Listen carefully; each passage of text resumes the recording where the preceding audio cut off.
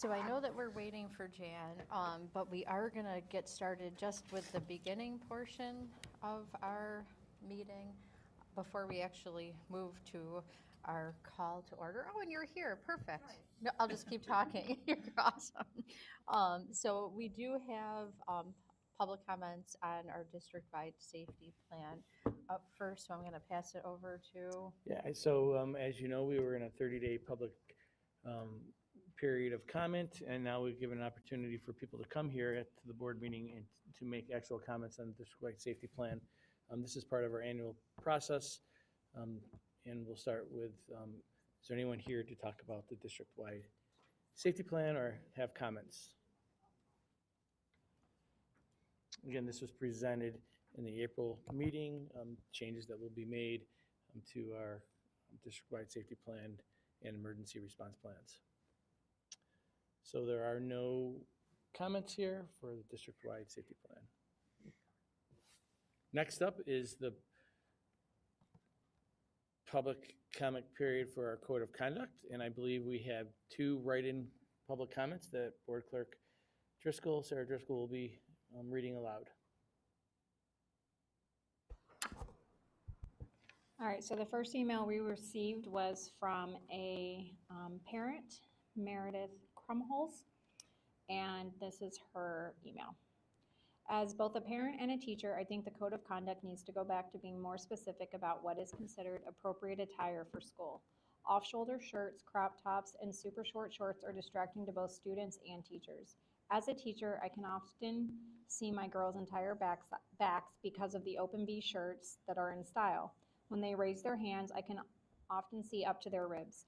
Some of the shorts they wear barely cover their backsides. As a parent, my 4th grade son has brought up his classmates' short shorts and crop shirts on multiple occasions. He thinks it's weird now, but I know that will change. Either way, he's distracted by it. Thank you. And then our next public comment is from a 5th grade teacher, Becky Caffarelli.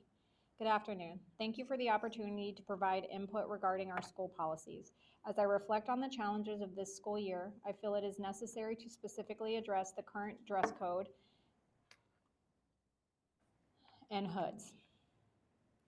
From my perspective in the classroom, this is not merely a matter of clothing choice, but is a significant barrier to student engagement. I have found that when students wear hoods, a physical and emotional disconnection that makes it difficult to read facial expressions, gauge understanding, or maintain the eye contact necessary for a strong teacher-student connection. I would like to propose that our guidelines be updated to address this issue. While hats and hoods have a clear functional place for sun protection during outdoor PE or for warmth at recess in the classroom, it would be incredibly helpful to have handbook language stating that these items are subject to teacher discretion and should be removed upon entering the learning environment. Thank you for your time. And that concludes our 2 write-in comments. Thank you, Sarah. Are there any individuals here who would like to make a public comment on the code of conduct?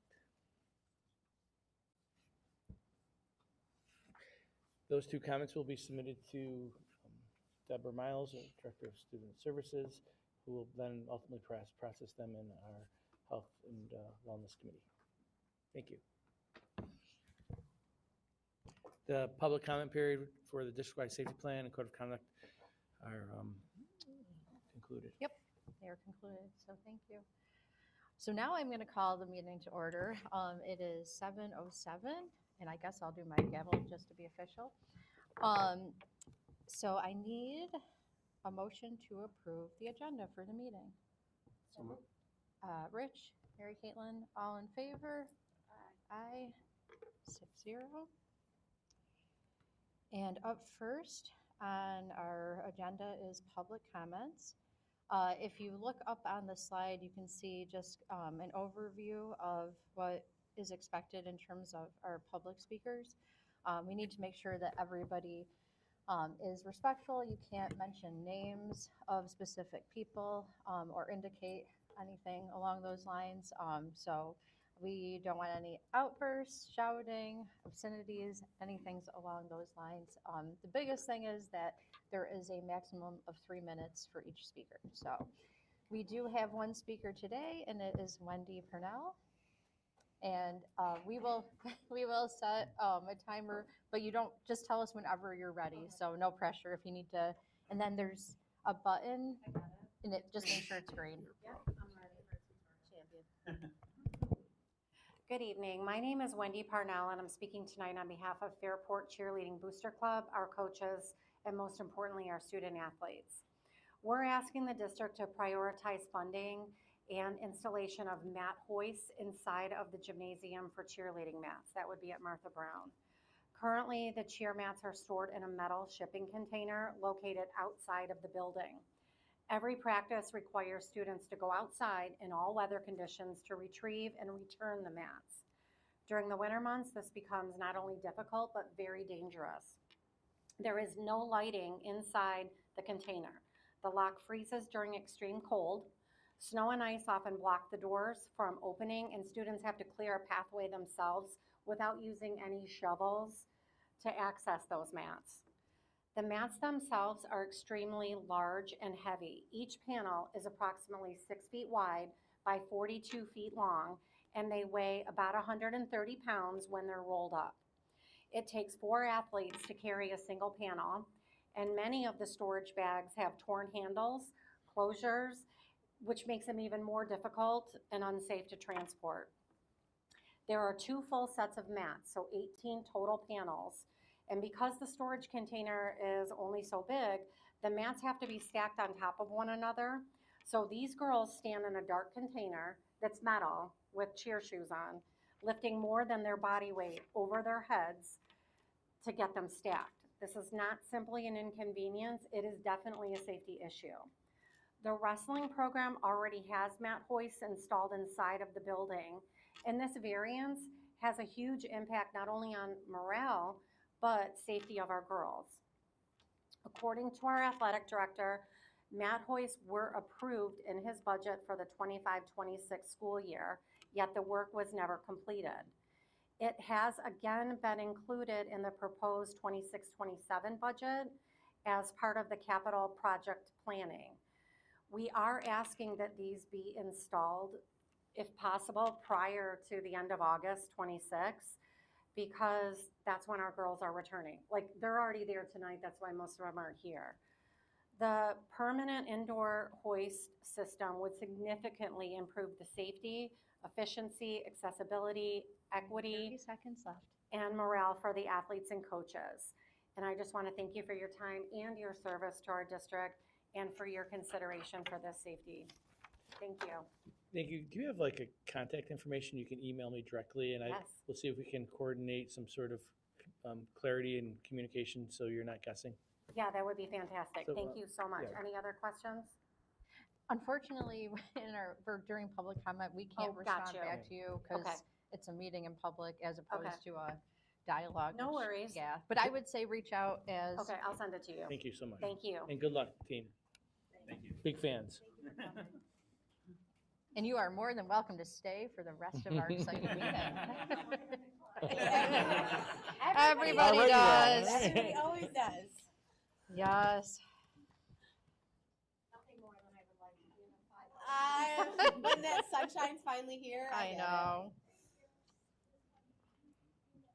Okay, so up next is the president's report. So I'm gonna go ahead and get started with that. To those of you that stayed. So as we move into our final stretch of the school year, May has been filled with lots of celebrations, milestones, performances, competitions, and different ways to reflect on all our students and staff's accomplishments for the year. Across the district, we continue to see amazing examples of student achievement, creativity, community engagement. We are always posting stuff on social media. I was thinking of the weed poll, among other things. But on behalf of the Board of Education, I do want to thank the Fairport community for participating in this year's school budget vote and board election. We're grateful for the support that was shown in approving the budget for the upcoming school year, but we also recognize that this year's vote took place during a time when many families are navigating financial uncertainty, including impacts on the new home assessments across our community, and in many ways are also uncertain with the rising costs of everyday things that we need, like food, gas, and utilities. So we understand those concerns and we don't take it lightly. We appreciate the support that we had coming out for the vote. Of course, we would have liked to see more people come out. We're always shocked when we look at how many people actually live in our community, how many parents there are across our community, and how few people actually vote. So I'm just going to remind folks again, we love to see everybody come out and participate in your right to do. So keep that in mind. Just additionally, looking at the school budget, it is never simple. I feel like we did talk a lot about the budget over the past few years. We're already starting to think about next year, and it just happened. The administration and the board really do take a lot of time to balance our budget throughout this year. So moving forward, we will remain committed to being transparent, being stewardships of our taxpayer dollars, and putting our students at the forefront of our decisions. So as we prepare for graduation and the season among us right now, we are close to another successful school year ending. And I just wanted to extend appreciation to everybody that is part of our Fairport community. So our educators, our support staff, our transportation, food services, custodian teams, administrators, families, and community members, thank you for all your efforts in coming out to vote and also what you've done all year round. So I know June is sometimes a longer meeting, so I just wanted to recognize that. Personally, and I know that Lisa is not here today because she is traveling to Iowa with her Odyssey of the Mind team. But Lisa, Peter, and I are also grateful to be on the board coming up next year. We will miss Nicole as well, but we're going to save that for June because you're still with us for another month. So I'll pass it to you. Thank you. I really appreciate the opportunity to say thank you to our amazing community. There's so many activities and so much life going on. We have amazing educators who are constantly connecting with students in so many different ways. 2 out of 3, that ain't bad. That's a song I was actually listening to by Meatloaf that came to the forefront. But I do know that we want to always do better too. I know that we want to make sure that we're communicating and getting our messaging out about the value of our schools and the opportunities that it gives our students to be the best version of themselves, and gives the opportunity for our staff to express their craft in ways that only a Fairport teacher could do. So the words that come to mind are trust, and stewardship. We take the responsibility of using taxpayer dollars to heart, and it's a calling, it's a way of life, and I want to work harder to make sure that we are communicating the value of our schools, that we are making sure that we know that many people listen to or get budget information through our district mailings. And we want to continue to have concerted efforts to reach out to community members. And I know that we have invitations out there to build our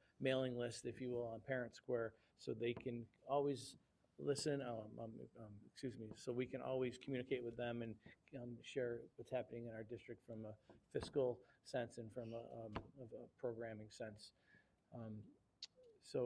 That's going to be in the future. There'll be lots on budget communication. Many of our residents who responded to our survey, and we had the most responses that we've had in the most recent future of 259 participants. 47% of those were 61 years of age and older, and I think that's important to recognize. We have an amazing community, and people age in place in Fairport, in Perrington, which again, we're obligated to be stewards to their tax dollars as well.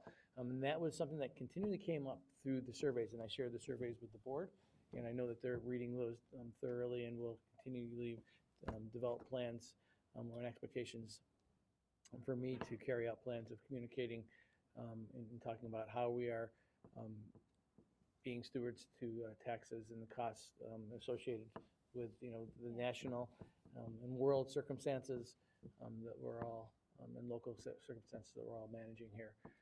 Many people said they supported education. That's why they voted yes. And I think, again, you come to our schools and you see that level of support, second to none.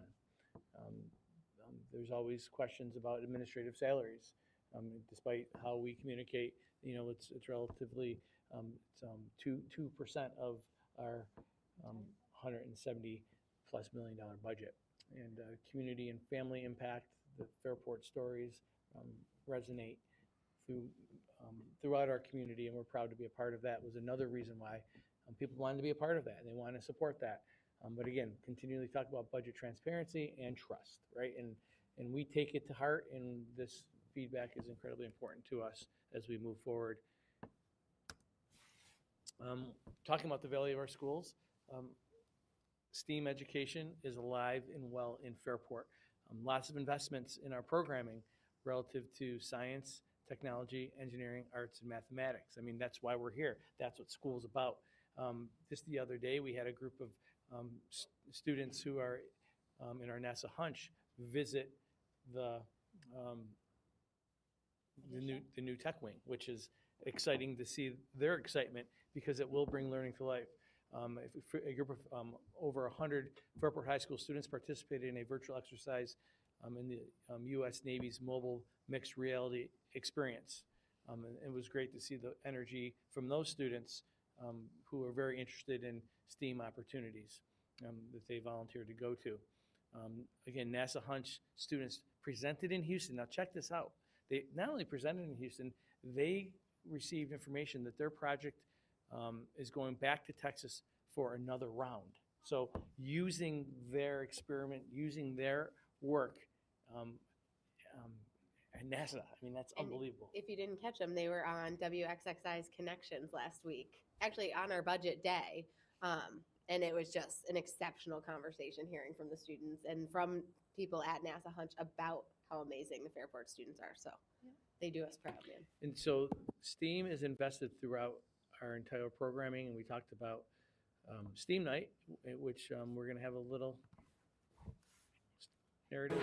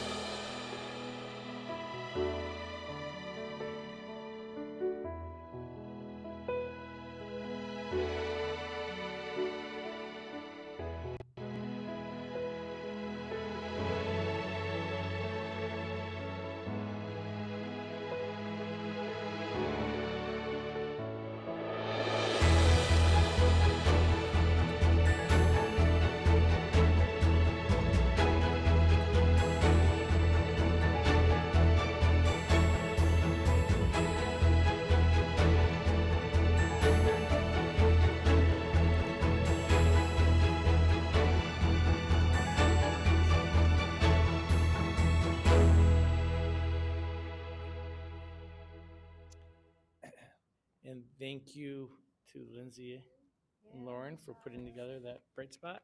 Very inspiring to see all the wonderful things happening in our schools. Thank you for educators who bring it to life and who help organize it, because it all starts with ideas and passion and sharing that with our students. I'm looking forward to next year and years to come. And I'm looking forward to the next several weeks as we celebrate the class of 2026 with all the great activities, which I'm sure our student speakers will be speaking about in a little bit. Thank you. Thanks. Okay, board member committee reports. Guys, we got a state budget. That's Ish. big. Ish. Ish. It's the education stuff passed. The education stuff. So I want to give an update on that because it's a topic we've talked about a lot at these workshops and these meetings. It is some very good news for schools in this budget. It was voted on last week. A lot of details coming from NISBA and from Assemblymember Lunsford. Foundation aid, they increased it to 2% per year for school, which is very good, something we've been advocating for. The UPK that the governor proposed passed the budget as well, so that's a minimum $10,000 per student, which is a significant increase that allows us to do a lot more with our UPK programs and other programs because we're getting state funding on that, which is great. There were some tweaks to the foundation aid formula too. I won't get into the decimal points, but it will weight homeless students, students in foster care, and ELL students a little bit more, which allows districts like ours to provide more services to these students that need them. Again, very, very good things along the way. And also the zero-emission bus mandate was pushed back 5 years. Something we've been advocating for at all of our legislator meetings since the mandate came out. Now, granted, this does just push everything back 5 years, so I hope we're not having the same conversation in 3.5 years. But it is a welcome break for districts like ours that we don't have to force this and deal with that. Yeah. So that is good. And Brian, yeah. and I know you've talked about this before, it's not that people don't want this to happen, but there are so many logistical things in the way. I don't have the time to go No, over we the don't. logistical pains So I just that wanted go to- with this. No, it is very much a great idea in theory, but in practice falls apart. And I think one thing that I took away just really briefly from our conversation at the workshop before this on looking at potential heat pumps at elementary schools is the significant impact something like that can have for sustainability and for helping schools be more carbon neutral or reduce our carbon footprint, which I think is so much a better use of time and money and energy than a bus mandate, but that is for conversations with everybody. But I do want to, again, always give a shout out to Senator Broke and Assemblymember Lunsford, who are wonderful partners with Fairport and for public education in the state. Just they work really, really hard through a really, really hard budget season in Albany, and we appreciate all that they were able to do to help schools like ours. Thanks, Ryan. Did anyone else have meetings this month? We had policy we had policy back in April. We didn't have it in May, but we will have it again in June. So you'll see a bunch of first reads coming forward tonight. We also had audit and finance, and you can see our minutes from that, focused on a lot of our audits. Just had to mention our amazing visit at Martha Brown last Friday. So Mr. Parker presented at the workshop, but they had kind of given us a brief presentation beforehand during our visit at Martha Brown. So huge thank you to them for welcoming us. Absolutely. Actually, Mary Caitlin, you reminded me, because I remember I was like, oh, I had forgotten in our last meeting. Last month, we had the opportunity to visit the alt ed program at Fairport High School. And I just, again, wanted to say a huge thank you and just such a note of appreciation for the admin team and the teachers and the students who welcomed us in to learn so much about the amazing program at the high school. The students were so eloquent in just the need for this program and what it does. It just, the varying needs it meets, and it's really universal design for learning at its heart. And it was great to see our students succeeding so well there and the relationships with their teachers. And thank you to everyone who supports that program. Great program. Thank you, Jan. Mm-hmm. Any other updates from folks? Okay. So we're to our treasurer and investment update. All right, so I'll be going over the treasurer's report for the month of March. So beginning cash balance was just over $90,250,000. Receipts for the month of March was just over $21 million. Large portion of that is state aid. We got our spring advancement and end of year payment. They call it end of year because the state end of their fiscal year is March 31st. And then we had disbursements totaling just over $11 million, which is just your basic payroll, accounts payable, BOCES, for an ending cash balance of $1,450,000, and you'll see below how that is invested. The one line that we added, just for the board to see, is a line called operating cash right down there at the bottom, $99,000. That's our low yield money that's yielding the least amount of interest, but that has to stay liquid in order for us to pay our bills.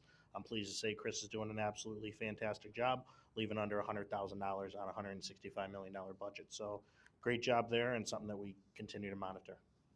And if you're watching from home or here, when you're referring to that line, we do have it in our agenda lower down, the treasurer's report and information. So, yep, in the consent calendar. So if you're looking for what we're talking about, it is right there.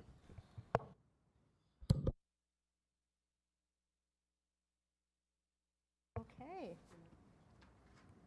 Do you want us to wait? It doesn't matter either way.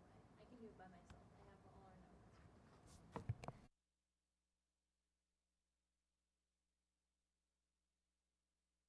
We'll go for it.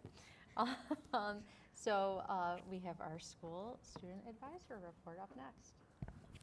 Okay, so I don't have any fun stories about a cute kid, or a boulder, but a cute kid because we are done with school visits. So instead, for this month, Nora and I just wrote down a few of our 3 or 4 major key takeaways from this year, and we wanted to share our appreciation for how beneficial this experience has been.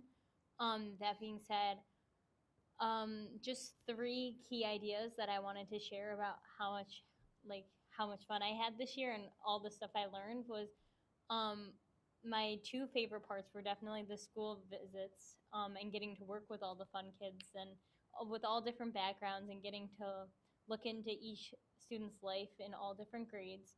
And also getting to visit schools like JP or JA that I didn't get to attend, but seeing what's special about each Fairport school and getting a tour of each school and getting to meet different people that I had never met. And it just made me feel a lot more connected with our school, and our school district.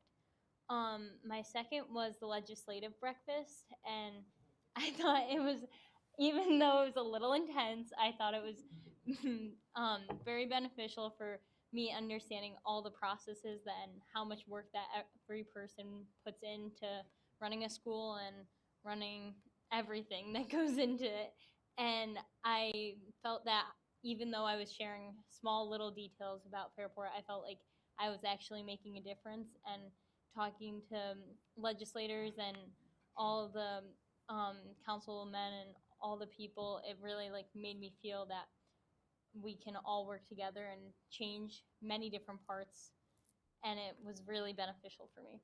And then finally, Nora and I both wanted to just express how this opportunity helped us give students feedback and know more about our school and have more of an input in conversations, especially even just in the hallways or with our friends at lunch, just being able to answer a question to my soccer coach who doesn't even work here, just wondering, and getting to really stick up for the things that I really feel are necessary for our school.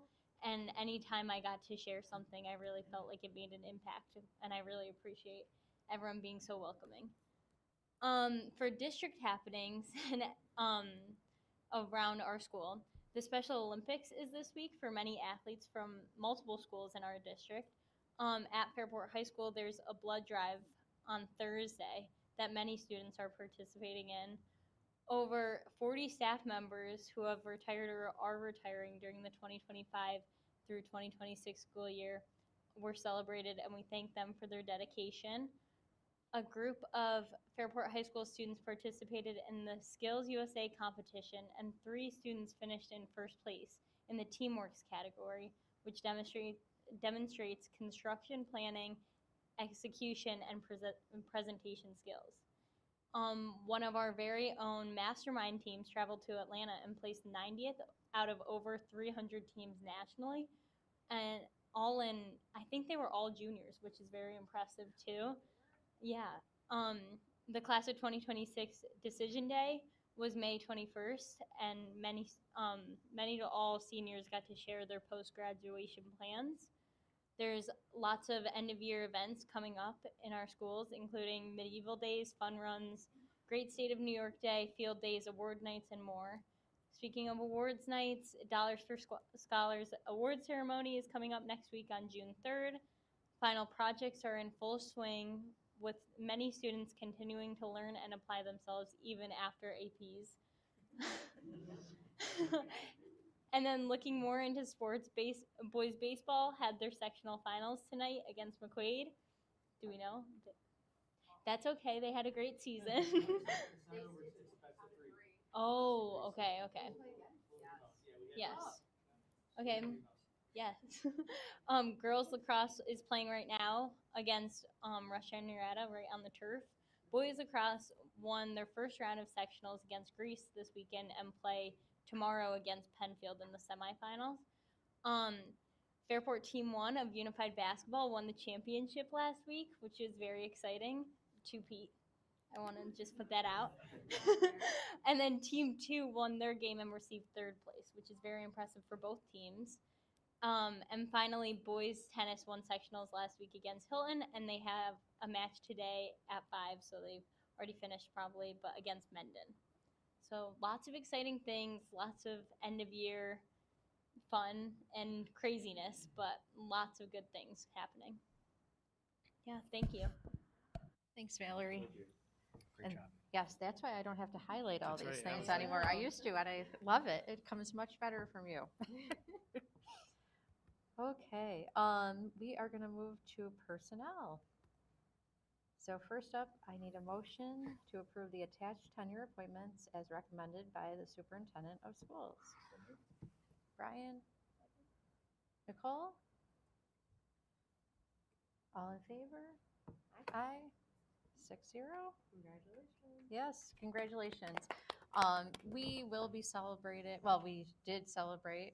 No, we will be in September, right? So in October. October, Yeah. sorry. And no, that's fine. We'll be celebrating our tenure recipients and our new staff at Yes. the airport.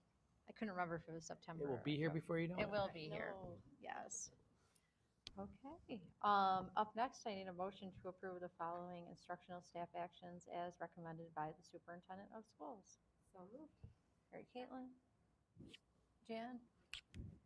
All in favor? Aye. 6-0. Just want to mention that Travis Wood, who was just approved, a probationary appointment for Director of Technology Operations. Congratulations, Travis. Looking forward to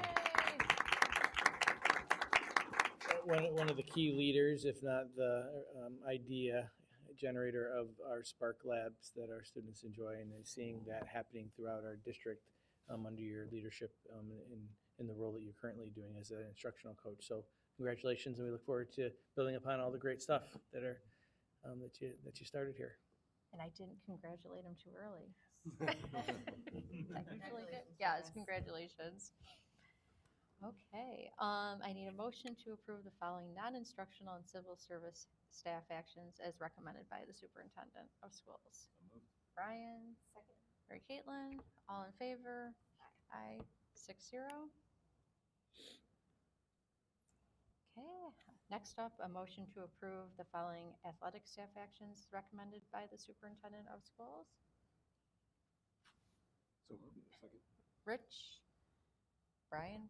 Okay. All in favor? Aye. 6-0. I can't see anyone today. I know. We're gonna brainstorm on the tables. Okay. So next up, E. Yep. So, whereas the Board of Education of the Fairport Central School District has determined, for reasons of economy and efficiency, that it is necessary to abolish certain positions within the district. Be it resolved that the following positions are abolished effective July 1st, 2026. Tenure Area Certified Health 3.0 FTE and Math 1.0 FTE.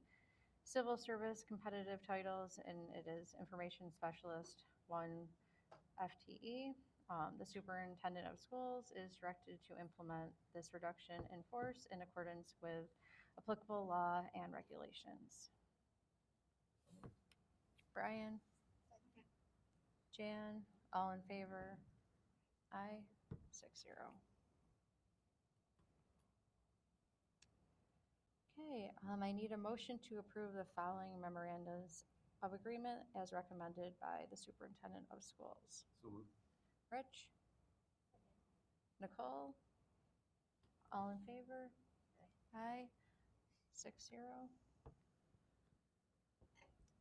I need a motion to approve the salaries for the personnel not covered by a collective bargaining unit for the 2026-27 school year as attached. Jan? Brian? All in favor? Aye. 6-0. I need a motion that the Board of Education approve the salaries of managerial administrative personnel for the 2026-27 school year as attached. Mary Caitlin? Second. Rich? All in favor? Aye. 6-0. Which brings us to presentations. And I think up first we have, Yeah, we're gonna have the campus team come forward to talk about the 2023 capital improvement presentation. Jeremy Nardone's gonna lead the way for the team and introduce the team and get them going. You know, surprise us and tell us it's all done. No, not today. Here you go. So, so we just wanted to give another update of where we're currently at in the process. Nearing completion for the STEAM edition, Yeah, take whatever we can get, but everybody remembers Craig and Brian from campus. They're gonna just be presenting and then kind of talking about next steps with some spend down money. All right. So take a look. That's a rendering of what our STEAM edition is going to look like, and every day we start to get closer to having that out in the field.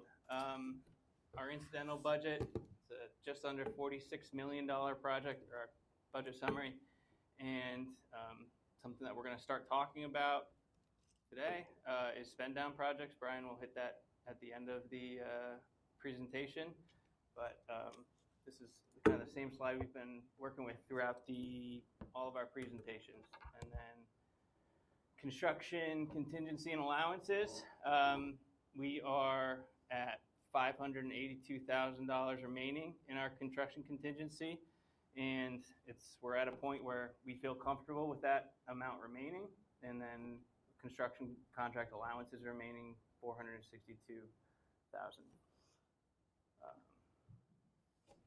And then we've got a lot of work going on over we got 4 work areas inside the school, and then all the site work that we have going on, tennis courts, track and field complex, parking lots, site work around the STEAM edition, and then obviously the STEAM edition. So we wanted to give you guys kind of an update on what we're going to be completing over the summer, and then starting end of summer, early fall.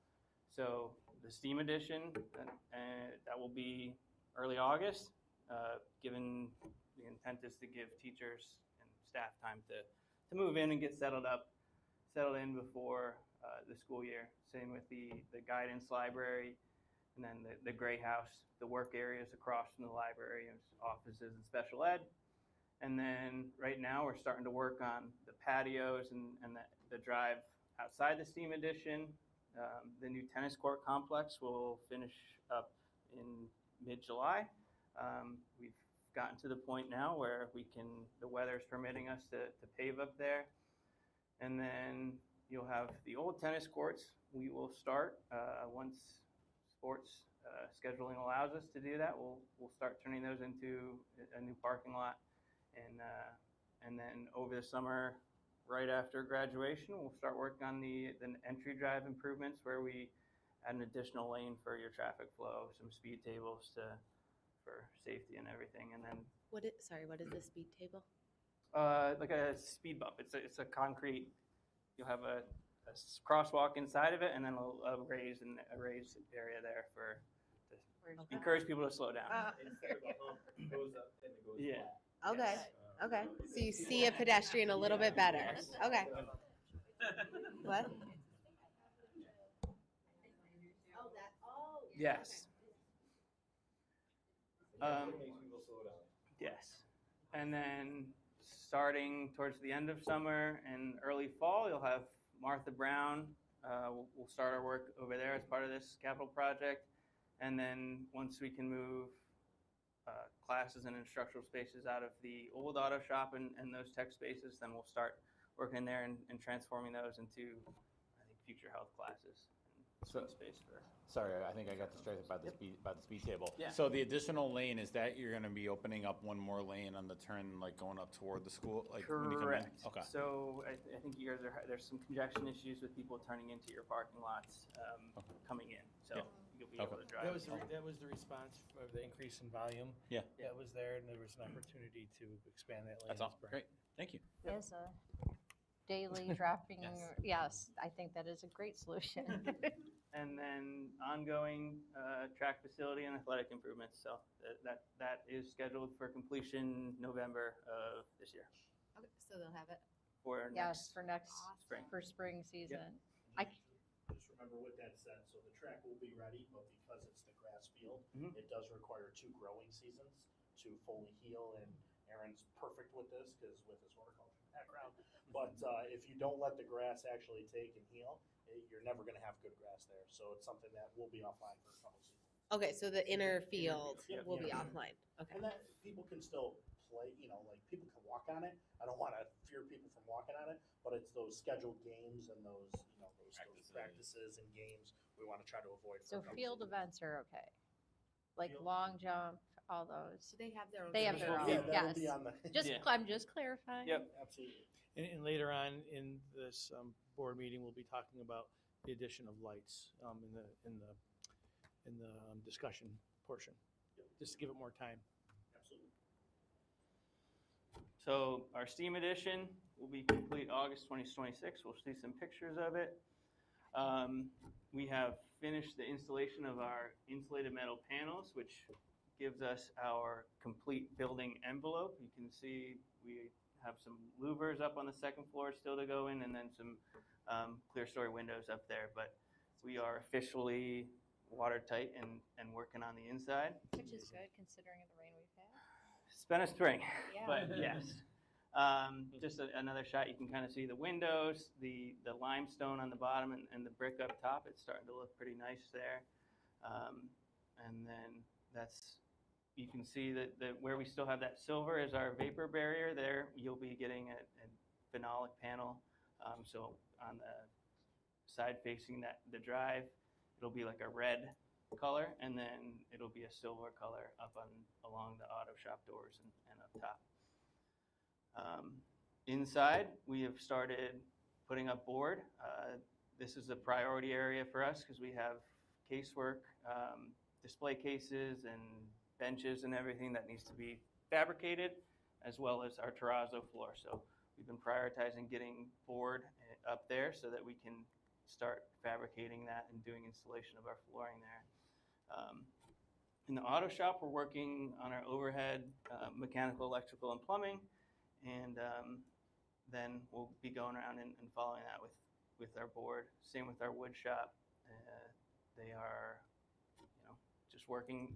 Framing is complete in the interior of the building, so things are flowing well. In the tech classrooms, we have our electrical inspection, so now they're starting to board. These pictures are about 10 days old, so if you go in there now, everything is boarded up. Soffits are. Oh, wow. Time lapse.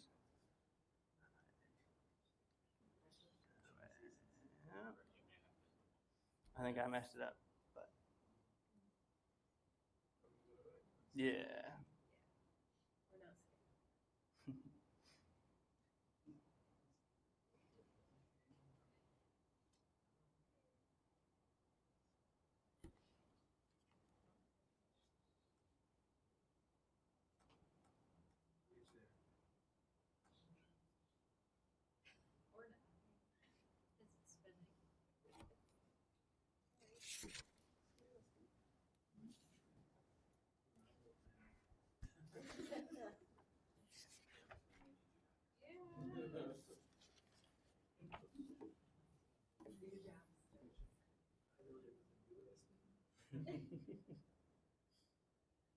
So this time lapse is going to start. It's going to start from winter. So you'll see it. It's already got our structural steel up and our partial roof in. And you'll see them go through and install the metal panels, the masonry, and working on the roof.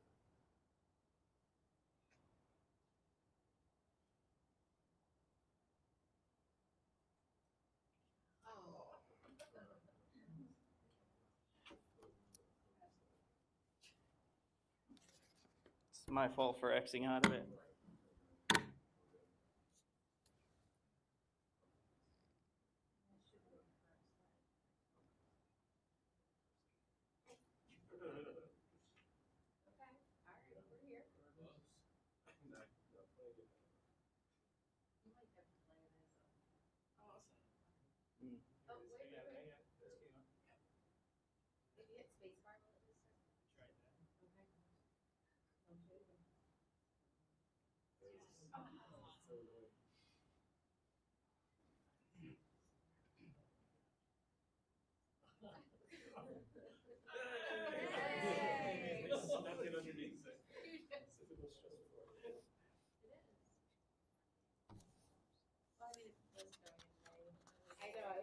Yeah. They're starting to work on the roof here when they can, and then you'll see them working around. Got their metal panels up now, and starting to get ready for our patio work. Yeah, this is the time when things change fast. So, up in the guidance library, this is what we're considering our second highest priority in terms of interior construction. We're also aiming for completion early August so that all of your records and everything can be moved back up there. Right now, they are working on their framing. We have our electrical inspection, so we're ready to close up the walls. So framing, installing door frames, and then next is going to be putting up ceilings and getting our first coat of paint on the walls. The just general plan, we've already completed those classrooms in the front of the school. Right now we're working on that blue area, and that will be done in August. And then the purple and pink are later phases of construction. But it's a similar status as to up in the guidance library. We're partially boarded, and we are all roughed in with our mechanicals and our electrical, some of our overhead work. So the library, the work areas across from the library, those are a little bit behind. The way we're kind of flowing with construction is steam, and then up into guidance, down to Gray House, and then the work areas. So those are also in August completion. It's just those are going to be a couple weeks beyond where we're turning over the STEAM edition, the guidance library. Out at the site, we are now working in that green area around the STEAM edition. They started pouring concrete for one of our new patios on the south side, and then once we're able to take that tennis court offline, we'll start working in there so that we can have our entire pathway, entire roadway over to the STEAM edition complete during the summer. That's the area that we've started paving today, and then you'll have another seating area here next to the STEAM edition, and then out at the track and field, you're starting to see that trench drain on the interior. It's going to be the inside edge of your track, and then we've got our bleachers and grandstand and the press box up, a new shade structure, and all of our sub base for the track. So that track is going to get surfaced end of August. Now, is the shade structure permanent, or is it for folks that are working there? It's permanent. Okay, So it'll some people be- told me it was just for the people working there this summer, and I'm like, I Nope. don't know about that. Yeah. That's, so it'll be an area for concessions or, merchandise, whatever you need. We'll have, there'll be power there and everything. The new bleachers, and press box, See a nice view of the press box. You get it out these windows. You have a nice view of the football field too, or the stadium.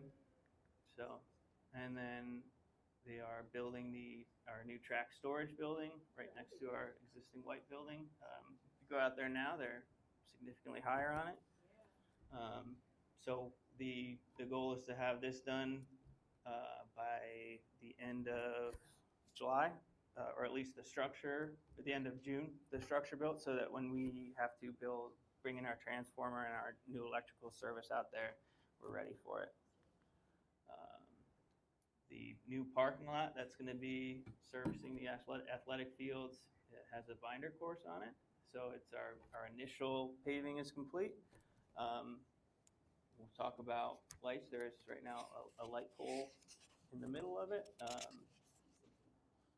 but that is part of the plan. Just another view of that new parking lot, and I'm not going to press anything.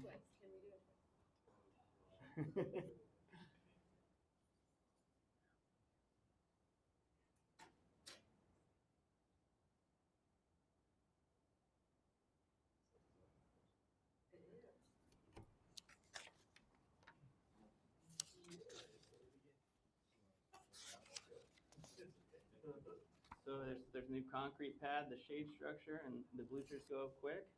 Yeah. Yeah.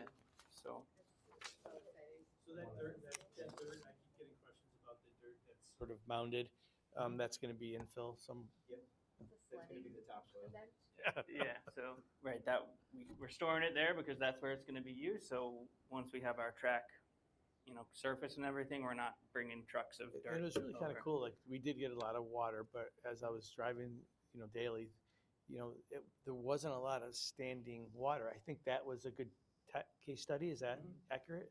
Yeah, so we've got a new drainage system that we're tying into the new retention ponds that we've built out there. So you'll have a very thorough water management system set up out there. And then new tennis courts, those will be complete in July. They are all top coated, so now we're just waiting for that to sit. We'll do a flood test on it, and then we'll be in about 2 or 3 weeks, we'll be ready to start potentially surfacing those, and then those will have to sit before they can be played on. Martha Brown, as we talked about, starting end of summer, and then Brian's going to talk spend down. Yeah. All right. So as we are going fast and furious with construction, we're also planning a spend down project that's going to kind of feed the machine through 26 and also through 27. So this is a brief timeline. I'm not going to read every single bullet, but SED approval, it got turned around pretty quick. So hands crossed, fingers crossed for our project we're submitting for the KA. The next thing we're going to do is get the bid docs put together, and we'll most likely be coming back to the board in July to award. And we're going to go through some of the scope right now, or the potential scope. So one of the first items is the remaining 2 art rooms that are there. Currently, we've budgeted for 2, but again, the same scenario, we got to go out to bid. We'll probably have an alternate for the second one when we come back. And next up is athletic lighting. Right now, we're working with Musco to evaluate athletic lighting. And I know we're going to talk about that a little bit later, but they're purchased through a cooperative. Go Sorry, ahead. were they the company that spoke Yes. when we look? Okay, thank you. Yes. So we're working with them to see what we can do in the scope, and I'm sure we'll talk about it a little bit after this presentation. That's the multi-purpose. Yeah, that was a multi-purpose. So we anticipate how many poles are going around there? 6. So 6 poles will be going around the multi-purpose. That'll light that area up. I lied. we got 8. I was gonna say 6. Yeah. So 8 poles will go around that area. And yes, that was part of our community forum group that we met with the community. And we are hoping that that can be done before the fall season, but we are not going to promise anything, but we're hoping if we get moving, we can get that done before the fall. And I think, And just a point of just to clarify, spend down. So that is basically money left over in the project that you have to spend within the footprint of The referendum. the referendum. Yep. Okay. So remember, we have two separate propositions, so two separate referendums that added up to the 45 million that Craig talked about earlier. So as long as it meets the criteria set forth in those propositions, you can do the work. And the spend down was created because of the bid climate. When we opened bids back in March of 2025, bids came in very favorably for the district. and I was just going back to this, like, this is the process that we've been following when we talked about the lights at the multipurpose field way back in the fall. This is coming to fruition, right?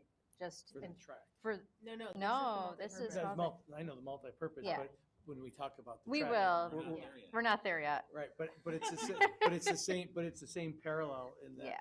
like, you use your spend down dollars efficiently to maximize, I was just pointing out, if you're listening at home, we had talked about how we said, yes, go ahead and look into it, but it takes time for the state to turn around. So now we're in the actual, yay, Yep. it was approved, and now we can move forward with the bids for the actual lights. Correct. It just takes longer than most people think. It does take long, and I do want to give a shout out to the construction team because also we have to hit our December 31st of 2027 deadline for final cost reports. So the longer that this gets pushed out, the farther that gets delayed, and then it could hurt our aid. So luckily, by getting it submitted, getting it drilled down, the scope, getting it submitted to SED, they were great drawings because they were approved within 4 weeks. Do not get used to that. Right, That is no. a one-time example. Maybe a capital outlay might get approved in that time, but thank you to the team because we can still hit that deadline. Yeah, it was quick. And there is a budget line for spend down that we're currently tracking. Any questions on 2023? 2025? Does anybody have questions? No? Okay.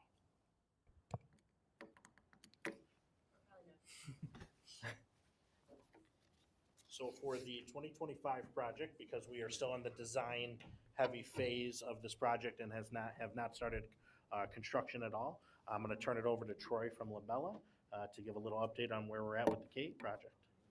Thanks, Brian. Good evening, everyone. All good stuff that we're looking at for the 23 project. I'll start somewhere. And tonight we're going to talk about where we are in the process of the 2025 CIP. Just a reminder, this is for the K-8, which we have broken out into 2 phases. This is so that we aligned with capitalizing on debt fall off. And it was also maximum cost allowances. So maximum cost allowances for Dudley and Jefferson Ave did not fall off, so we had to submit it a little later. And then Northside just tied in perfectly with Dudley because they're connected. Great. So our first phase is for Brooks Hill, and then the 2 middle schools, Joanna Perrin and Martha Brown. Just a quick reminder of the deadlines that we're trying to hit here. Right now, the team is working furiously to get to our SED submission in early July for the first phase. And here's more visual representation of kind of where we are in the process. We've wrapped up schematic design and design development phases. Throughout those 2 phases, we had a lot of user group meetings, a lot of good information that was shared back and forth between the design team and the end users. And we, picked up on all the wants and needs that were expressed there. Like I said, we just wrapped up design development. What that essentially means is that we've now come to a point where we know the systems that we plan on using. We understand all the adjacencies of the spaces, the equipment that's going in, and now we're starting to get into the finer detail of it. Throughout this process, our partners at Campus Construction is still working on wrapping up the estimate, and at some point the team is going to kind of sit back down and do a collaborative effort of reviewing that estimate. So where we are now in construction documents phase, while we're still waiting on the estimate, we haven't stopped working. We just wrapped up some user groups, I think last week. where we've gone down to the detail of, looking at each space, looking at what's going in there between the millwork, the casework, start working with the teachers on what the configurations are, and getting that buy-in from all the end users. Pardon me. Now, in construction development is where we kind of say, all right, it's time for the internal team to do more collaboration. And so what that entails is that, the mechanical team says, all right, we're going to put this unit on the roof here. It moves on to the structural designer to say, okay, you're going to do that here, all the ramifications. So we start going through a very collaborative, cohesive process at this point in time, all in the effort of meeting our early July SED submission date. That's it. Any questions there? I think the main takeaway for me is like the collaboration that's occurring with the user groups, right? And I think that's important, that even though, like you were talking about earlier, MC, about the pin boards and that wasn't the last time that the teams have met, and now they're bringing it to more refined scope. Summer 2024, right? That's right. So, We've also met with individual principals to talk about additional alternates that can be submitted along with the project. So a lot of collaboration. It'll never stop, and it'll be right up through the final cost report submission. questions there? Questions? No?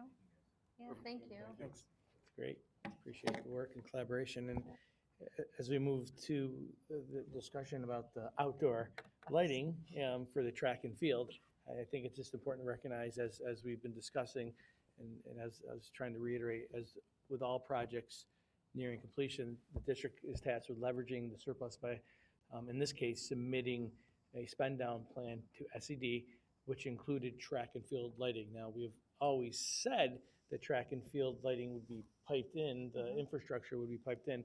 We didn't realize that we were going to, again, actually have a bidding environment, as Mr. Nardone was saying, that allowed us and the opportunity to actually take advantage of a programmatic need, as many track and field events, as those who are in track and field know, that those go into the evenings, and it's just scheduled that way. So I think that's a programmatic need that we're looking forward to bringing to our students. Again, these circumstances are similar to the multi-purpose field and the stadium light scenarios we discussed in the fall. The one exception here is that we, again, initially communicated that the track project would only include the infrastructure, trenching and the conduit, and the lighting would be added at a later date. Again, in good faith, the later date has arrived sooner than we expected. And Jeremy's going to take some time to explain that, but ultimately, at the end of the day, we're going to be looking to have an opportunity to meet with community members on June 10th in that area that live right adjacent to the track, to talk about the sound regulation that we've developed. Yep. And I think that will be similar to what's happening with the multi-purpose field. So, Jeremy? Yeah, absolutely. Everything Mr. Provenzano said is spot on. In addition, when you develop these spend down projects, you put budgets to certain items, and then you have contingency dollars in place. As you go through the project, you come out of the ground, so to say, those contingency dollars are either used up or left open. We are confident at the stage where we're at in the project, we're going to have enough money to do the track lighting. Now, again, you have those separate propositions that you want to look out for, so it's our job to work with the financial team to make sure that we allocate the expenses to the appropriate project. Like I said, the track project, the proposition is specific to the track. Right. You cannot do anything outside of the track with the track proposition. The $36 million proposition is the addition plus the playfield improvements. So you might be able to see an overlap with the track lighting and stuff like that, because it kind of ties in to the $36 million project. But what we can't do is we can't say the track project, we have an extra, I'm going to make up $500,000 and let's go do something at Jefferson Ave or even something else at the high school, because it just doesn't go with the proposition. With that said, when you buy in bulk, in essence, when you buy the lighting in bulk for the multi-purpose field, for the football field, you saw the picture that a light is right in the middle of the parking lot. When we recess those lightings and actually move them with the new lighting that Musco has been talking about, it'll actually get out of our parking lot. In addition, we looked at that because we're looking at sound systems and stuff like that. But at the end of the day, the track lighting At this time, before the track gets painted, we want to protect our track surface. So ordering it and taking care of that at this time will prevent any cracks and damage to the track and the newly surfaced track. And like Mr. Provenzano said, the conduit and the light and the trenching was already part of the project. This is just adding the poles and the pole bases. And Jeremy, this is going to not to put too fine a point on it, but especially coming off the budget vote that we just had and said, this is money that we anticipate and everything is in the project, and we cannot do anything with it except spend it on Correct. the track. Oh, You cannot use capital project fund dollars to fund a general fund budget item. thank you. Correct, absolutely. Any other questions on the lighting? Again, the big piece is the community interaction that we Yeah. are scheduling to have on June 10th, which we're going to be inviting the neighbors who live behind the multi-purpose fields to talk about the regulations that are adopting to move forward when it comes to sound management. Light management wasn't really a big issue, Right. especially with the new technology that we learned about. The light pollution, if you will, is the technology really supports that. It's the sound guidelines that we've developed and looking forward to sharing. Right, and that came after our conversation with community members previously, so. I do really appreciate reading the draft regulation, and I'm glad you're sharing out with those community members because they were very clear and passionate about their expectations. And they also knew, I do live next to a school and kids use the school. Like that's part of buying the house there. So they were very open to dialogue and having that conversation. So I really appreciate that you've tightened it up, that it's going to go out to all the people who use these fields so that we are respectful of our neighbors and, continue their support of us.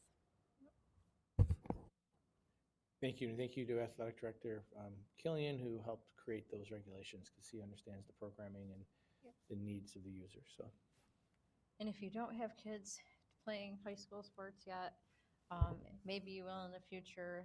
Their meets and games go well into the evening. And even though I know we're changing our times, which impacts it as well, we already have to wait for other districts that start later as well. So it's the same, but we will be in that situation as well. So having maximum use of our fields and track is definitely going to be helpful. Any other questions? No? Okay. So up next, we have Consolidation Corner. all year long, we've talked about consolidation. So in addition to all the wonderful things that are occurring in our district, we are focused on all the nuances of consolidation and the pillars of consolidation. I've shared executive summaries with the board and separate reports on the work that's done each month, and I've ceded time, and as I will do right now, to Principal Clark and his team to talk about some of the pieces that they've been working on relative to scheduling and orientation, making sure our students have a smooth transition. But before I do that, we've hit the ground running with a very intentional communication plan for our principals to talk and share information specifically about the time change. And again, that's pillar 2, and you're seeing up here in this slide, this is just a sample of the communication that's going up. I'm on the wrong one. See, I shouldn't be doing my own. That's what Lindsay was looking at me for. She was. There's no time left. I know. There it is, right there. Important reminders. An intentional communication that was led with an effort with our school administrators, knowing that families had lots of questions, and we'll be intentionally sharing this information out to families. So also a website directing them to everything time change. Now I'm going to transition to Mr. Clark before he hands it over to his team. I know you have a long meeting agenda tonight, so I'll promise my part will be very brief on this, and we'll turn things over to the APs. I've been talking about the master schedule process. We did our first run. I shared out. I was excited. It's kind of a nerd moment for me.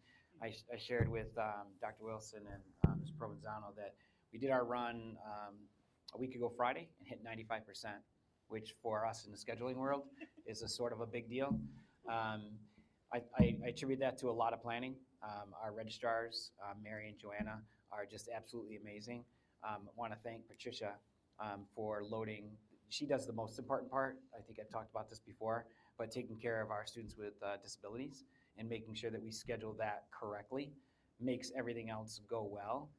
So we're thrilled to where we're at in that process. The next piece for us is that there are some times where kids don't get what they need because things just conflict. We've minimized we did the conflict report. We have a great picture of where things are, but now there's a few kids that probably have to make a choice. You know, it's hard to take 5 AP classes, for example.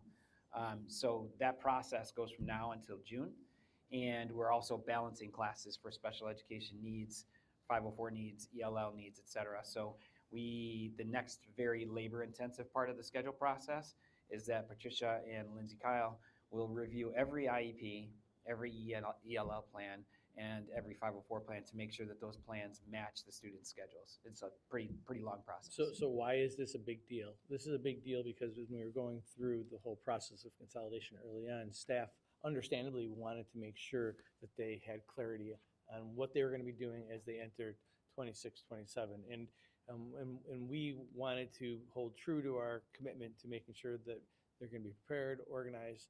That's why we talk about moving, we talk about scheduling, we talk about the rooms that they're going to be in, and that's so important as our professionals get ready for the fall. So I appreciate your team doing business as usual.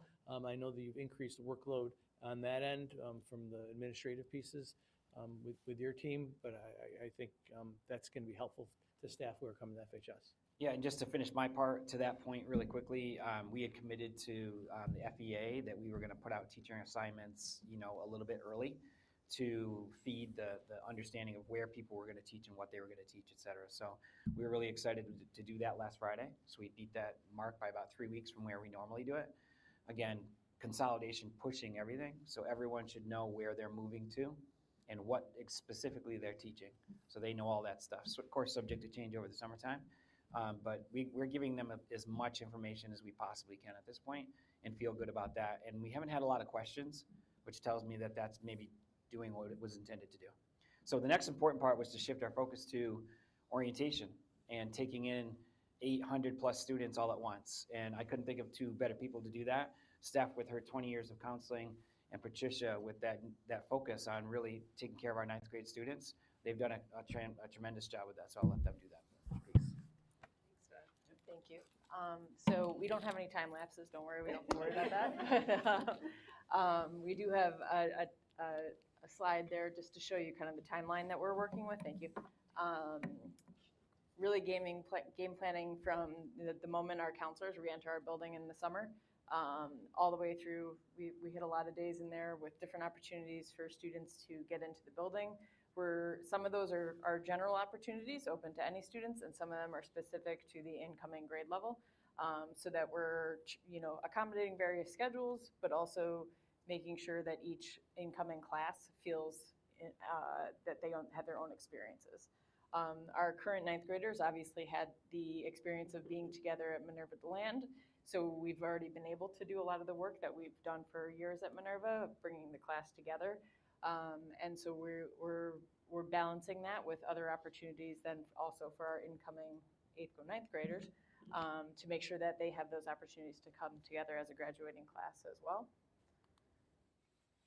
Some of the things that we have done so far already, we welcomed our class of 2030, which is our incoming freshmen next year, trying to keep them all straight. And so we had a really fun, exciting, energetic day where we brought all of our current 8th graders over to Fairport High School on a day that middle school had school and Fairport High School didn't have students. So we had all the staff in the building. They got to go on small group tours, meet with upperclassmen, experience the cafeteria, which I think was the highlight for a lot of people. The kids were really positive about the food. So just like a high energy pep rally type feel too, just to kind of bring in that excitement. And we heard a lot of positive feedback from that experience from both our freshmen and incoming freshmen and our upperclassmen. We did something slightly different for our class of 2029. Again, they are currently already together at Minerva DeLand. They've become a class, they've been brought together, but they still are going through a huge transition. A lot of times at Minerva, we've brought in student speakers from Fairport High School, and we brought them to Minerva DeLand as panels to ask questions about the transition. So we took advantage of the opportunity of You can see one of the small photos in there. We brought our current ninth graders over to Fairport High School for the family talk for Brotherhood Sisterhood Week, and we took advantage of the opportunity of already being in the building, and we did student panels there in small groups. So each class got to go and meet with 4 or 5 upperclassmen. We had some pre-established questions that our ninth graders submitted in advance so that our upperclassmen could feel prepared, and make sure we hit on an array of topics. They got to have an experience in the building as well and learn more about it, get to see some different classrooms in the building. We used a lot of our new science classes, things like that, so that they got to see a lot of different aspects of Fairport High School. And then we have other things coming up, and Steph will talk about that. Yeah, and I think 2 of our students right here helped us with those days, right, Mallory and Nora?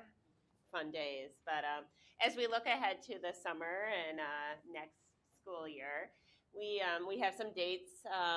Sorry that they look so small, but we will be offering 4 different orientation dates over the summer, kind of mixing and matching. As we know, some families go on vacation and do a couple, the week of August 20th and then the following week. Those will be more of our traditional orientations that we have done in the past, welcoming the families in, welcoming students in, having all of our peer ambassadors kind of lead tours and kind of do some different events. One of the really exciting things, we're going to give every 9th and 10th grader a class t-shirt this year. We have some funds from homecoming and our student government that they have kind of accrued over time. And we feel that, for every student to at least have one Fairport High School shirt that they can wear their 4 years. So there's a class of 2030 shirt and a class of 2029 shirt. And again, these are all kind of coming from our student events that they've organized and we have funds for. And we'd like to, in the future, every 9th grade class coming in, welcome them with a Fairport High School shirt. So every student, while we give a lot out for our PBIS events, we don't hit every kid. So this is a way to hit every kid. And we're pretty excited about that. Like Patricia said, we're going to really publish and open hours in the high school. I think a lot of times we hear that about our elementary schools and middle schools, but I think families enjoy that. And a lot of students love to come in during open hours and get the map and highlight their rooms and walk their path and open their locker and do all those things. So we're going to have 3 different days after orientation, different time frames for families, students, neighbors to come on in. Pat is working with Brett right now and also determining we're going to do one day when teachers are back and teachers would just be in the building for kids to come in as well. So we're really excited about those opportunities. And the final thing that we've kind of created, we decided we had so many great clubs at Fairport High School and so many great students doing many things. We did not invest in a peer mentoring program or anything like that. But we're working on creating our own, enhancing our ambassador program here. We already have that club here. And we're looking at bringing possibly a second advisor as we've merged with Minerva DeLand. But our goal is each 9th grade student, again, our 9th grade we're focusing on because they have not had that 9th grade experience at Minerva DeLand, will be assigned an ambassador. And our goal is that our ratio would be 2 high school upperclassmen to 10 freshmen. And there's going to be established check-ins with their assigned students throughout the year. So the first form may come in just an introduction via email, where we'll let parents know they got their message from their ambassadors, their introductions. In that email, we're going to ask that ambassadors give 1 hour availability during the open hours. If you want to come, I'm here. And we know not every kid is going to want to have an ambassador. And they can decline it, but we'd rather present it rather than who wants to opt in. If a student doesn't want to participate, we're not going to force it, but we felt that it was better to assign every student to ambassadors. Other ideas we have is doing a first week check-in, just reaching out to your group of 10 students. When we have our club and activity fair, we try to get the kids to go look at clubs and activities, but we felt like student to student, it might be a lot better. So their ambassadors might say, I'm in this club, come meet me at this table. Kind of small little connections, right, to make this larger place seem a little smaller. We also are working on scheduling some events during the school year to bring like the 9th grade class together. So we would have those ambassadors there with the class. Just a very basic example of that could be an ice cream social, right? One day after school. Not everyone has to come, but if you want to come, our ambassadors will be there, our 9th graders. And Patricia has done so much work with over at Minerva DeLand too on some of the Raider days that we anticipate bringing into those scheduled events. So that's kind of where we're at. So is the ambassador, is that an existing club that's at the high school right now, the ambassadors club? Okay. It is, and I don't know, are you guys ambassadors? They have so many students in it, and they don't always have a lot to do. Like, they are here, should we get new students, but we're like, we have plenty of students that aren't new that, like, I think the kids love helping kids. We feel that you learn the most from each other, so, but it is existing. Okay, so. thanks. And I would imagine if kids aren't in it, they could join it, right? Oh, absolutely. We're looking for on a lots of new members. Yeah. We are. It's one of our largest clubs. And We get a huge I think part of the That's work good. that Jenny did with Don actually was to compare the mission and the roles of the clubs. And there was some overlap in some of the stuff that they did as well. So I think it's just taking what we have and maybe like freshening it up a little bit. Even tying in some of the old stuff we used to do in assets in terms of the connection piece of things. So it's Oh, that's true. I think it's just kind of like a rehash and getting these kids more involved because we just don't have enough events to put them to work and they always show up. In fact, this year, Steph's asked twice and she's had 50 or 60 kids every time. Oh, wow. Jump in. Yeah, the kids are amazing. We have amazing students that are constantly willing to volunteer, and I so appreciate that. So. Awesome. Thank you. Great, thank you guys Appreciate very your much. work. Okay, so up next, Thank you. the reason why you're here. So I need a motion to approve the high school student ex officio board members as presented, and I will read it. The Board of Education approves the following students to serve as the non-voting ex officio board members of the Fairport Central School District Board of Education effective July 1st, 2026 through June 30th, 2027. Or such earlier date as may be determined by the board. And so after a process, we have Amana Abaji, and she is a rising junior. And I know that you got to meet with some of us, but not all of us. And Mallory Foote, who is our rising senior, who will be returning next year. So can I have a motion? So moved. Brian, Mary Caitlin, all in favor? Oh, well, I was gonna after, but okay, sure, we can. Should we approve first? Okay, all in favor? Aye. 6-0, and yes, now make comments. Just congratulations. That was a very strong pool of applicants. My gosh, you guys, your class made it very tough and you rose to the top. It was wonderful getting to talk with you and during the interviews and just very excited to get to work with you next year. Thank you for taking this on. And this was just a little preview of our exciting board meeting. So, and Mallory, thanks for being willing to, yes. And Nora, we will congratulate, you're stuck with us for another month. But we will honor you, celebrate you in June as well, so. Man, and it's nice to see your family I know. supporting you here too. It's great. I get it. Thank you for coming. Have a wonderful night. Yes, Congratulations. thank you.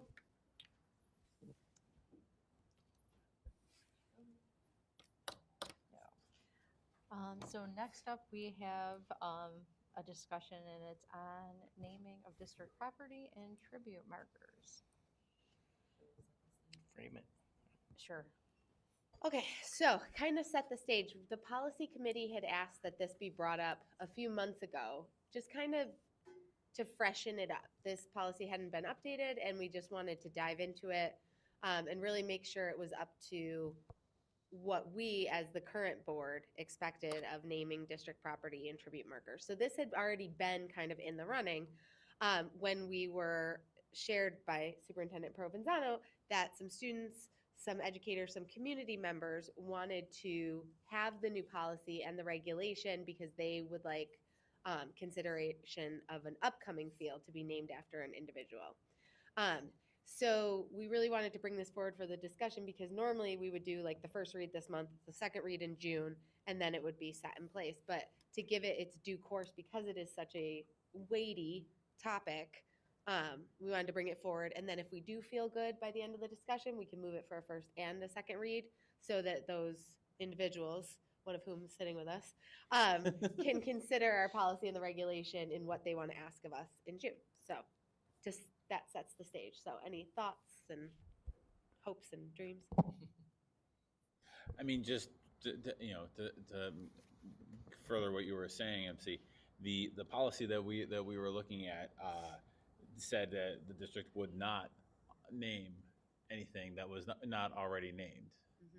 And we were having the discuss, and so this the updated policy updates that and kind of creates an expectation of the superintendent to basically develop a process for it, rather than having a blanket rule, which is already kind of there, is a kind of a Frankenstein of a monsters of a policy where it had the rule, but it also had a policy, like a provision for the superintendent to do that. So I think that this, our discussion of policy really kind of centered around that idea of creating the process of establishing an expectation of a process that the superintendent and we would follow to pay tribute to people that have done great things in Yeah. our district. And I think instead of it being an automatic no across the board.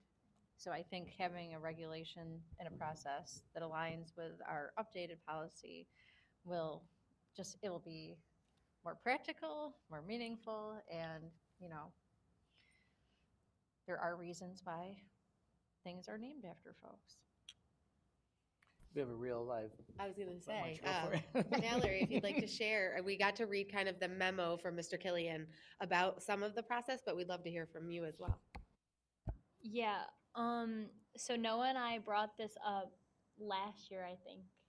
And I honestly kind of forgot about it until we brought it back up.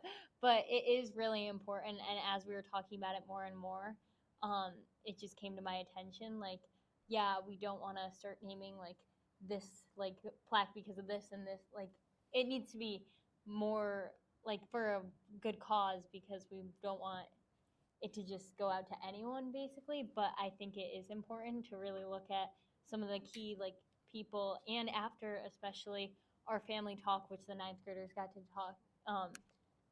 to hear too. We mentioned many people, including Coach Santini, who is one of the key leaders in Fairport history, like how his impacts like impacted everyone and not just the people that were his coach. And I got to talk to one of his biggest fans and who's behind this too, and just hearing his story and his point of view, like even though I wasn't as close with Coach Santini, like hearing his legacy and how so many people were affected and impacted by him, I think that we can't just go unnoticed. And even all the teachers and coaches that do know him now, I think it's really important to just go about in a good, respectful way for his family and the school. But it is something and Noah and I both strongly believe in and think it should be at least talked about.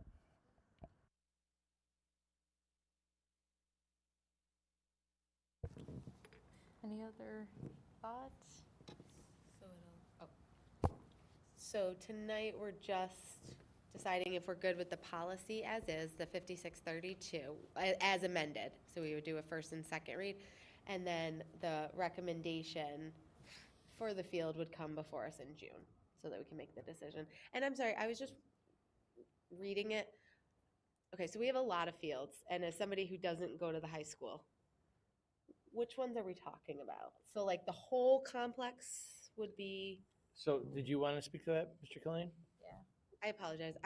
That's fine. I mean, he's led like the process, so I'll give him the opportunity to talk about how that shifted too.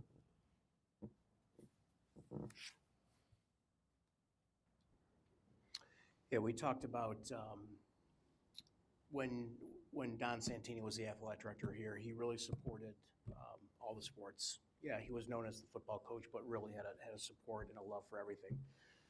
I heard stories of how he would take his football team and have them go to the girls' soccer game and just cheer. That's something that he stood by. He also had a wish. Joe Cummings had a very large role in his life. So his wish was, if anything was to happen, keep Joe Cummings Field as named. But our group thought, since Don Santini as athletic director stood for all the sports, name the complex, the track, the multi-purpose Don Santini complex. That's how that came to be. The entire athletic. Yeah. And then which Tennis field courts. is the Joe Cummings field? Is that the football Stadium. field? That's a stadium. Okay. Yeah. And that's how. No, That's, the multi-purpose the one Well, is the one no, in the it's- back. It's a multi-purpose stadium. They're both multi-purpose, right? Because we play track, we do football, Okay. we do soccer, we do lacrosse. It's very. The homecoming field, can I say? Yeah, there you go. Yeah. Okay. and that's what it's currently named, Joe Cummings Field. Currently, yeah. So can you, like, Joe Cummings, can you give a little history lesson? Joe Cummings was the first original athletic director of Fairport. I'm assuming probably in the 40s or 50s, once schools became larger and athletic programs became more regulated, they started to have athletic directors. And from what I have researched, Joe was the original, Mr. Cummings was the original athletic director. And I believe he retired in 74 or 75. Yeah. Ryan, what did, No, I appreciate that. I mean, I appreciate that history, and of course, I just want, for the purpose of our discussion here, this is not about Joe Cummings. This is not about Don Santini specifically, because I think that's what potentially got us into this conversation, was a specific issue about a specific thing, and I want to make sure that our policy conversation is grounded in the general. We're going to celebrate. I absolutely want to celebrate Joe Cummings and Coach Santini and all of that, but for our discussion here, this opens up the policy for honoring the general policy, not tied to one person. Yep. And it was also important for the board to be a part of the process too. I think that's the essence of why, Yeah. right? And I think it's a great policy in that you expect the superintendent, future superintendents, to communicate with the board on, this is a process, this is the reasoning behind it, et cetera. Like Mallory said, that it goes through a process. It's not just, You just don't name. yeah, you don't just name, you Mhm. don't just Yeah. inform anybody. So can I make a motion to move this to a first and second read? I'll second. All in favor? Aye. Aye. Thank you.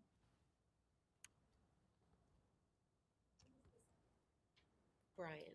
Yeah, Brian. Yeah.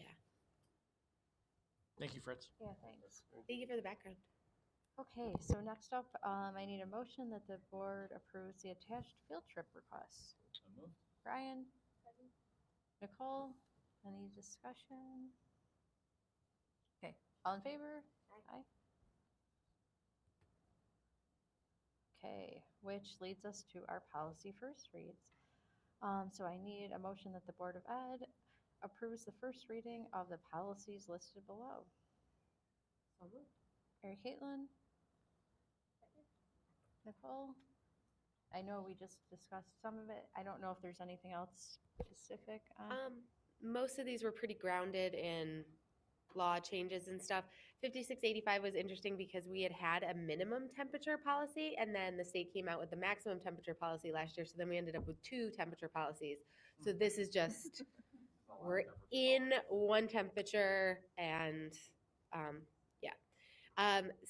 7001, the equity and education policy. We had actually approved this back in 2023, but it never got posted on board docs, just in all the chaos. So it just came back up from that.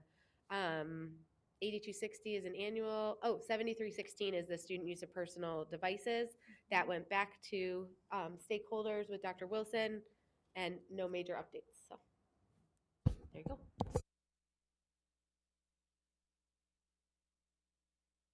All in favor? Aye. Sure. Okay, I need a motion that the Board of Ed approve the attached 2026 summer curriculum writing. So moved. Brian? Second. Mary Caitlin? Exciting to see things happening this summer that I think will benefit all of our staff. So organized. especially when it comes to the MTSS report that we heard earlier, and I think many of that. Thank you, Dr. T. Absolutely. All in favor? Aye. There's a new booster club, so I need a motion that the Board of Ed, a motion that a new athletic booster club for girls golf is approved.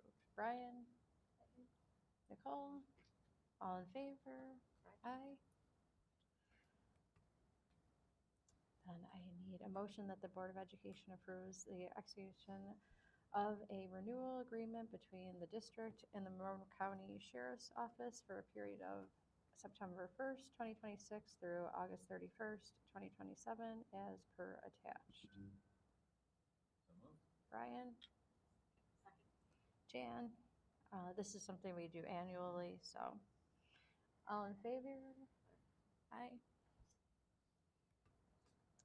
I need a motion that the Board of Ed approves the following donation from the American Heart Association for Northside Elementary and the Fairport Central School District. Brian? Jan? Thank you for the donation. All in favor? Aye. Which leads us to our consent calendar, and I need a motion to approve the consent calendar. Rich? Nicole? All in favor? Aye. And then I needed a motion to adjourn the meeting. Brian? Second. Mary Caitlin? All in favor? Aye. Okay.